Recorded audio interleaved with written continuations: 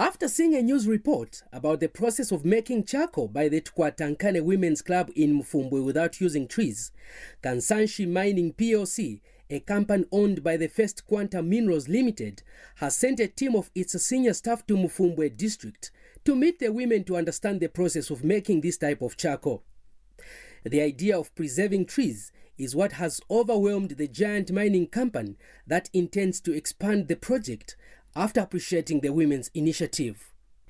Mfumbwe District Commissioner Emma Mankishi welcomed the visitors and made a passionate appeal to help the women with equipment so that the project can be scaled up to a larger scale. The visitors were then taken through the process of making this type of charcoal using maize wastes, dried grass, groundnuts wastes, and other waste material. There was an interaction session between the two parties as the team from Kansanshi Mines asked questions in a bid to understand the process and challenges involved in the making process. Apart from lack of good equipment, the women also mentioned the challenge of lack of market to sell their commodity. After understanding the entire making process, it was discovered that this kind of charcoal does not smell and neither does it smoke when being used.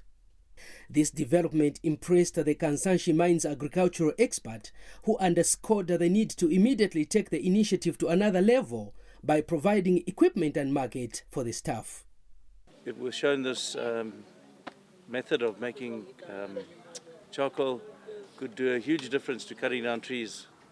So with the ladies' help and their encouragement, obviously, we would like to take it further.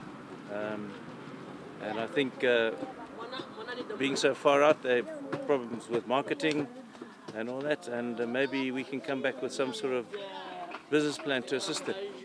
The visit yielded positive results as all the women overwhelmingly accepted to be trained by the mining company in various areas to sharpen their skills while waiting for innovative help. The mining company's target now is to reduce the tonnage of charcoal made from trees in Solwezi and replace it with new type of charcoal that will scale up the depletion of climate change. We hope to reduce the hundreds of tons of charcoal which leaves the Solwezi district every day, headed to the copper belt, and the hundreds of tons of charcoal which is used within Solwezi district every day for domestic purposes, cooking, boiling of water and all that.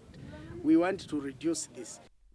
The fact that this new skill has already been passed on to children who are able to make this type of charcoal gives an expectation that this initiative has come to stay. This development is building new hopes that the forests of Zambia may be preserved. Justin Kawisha, ZNBC News, Mfumbwe.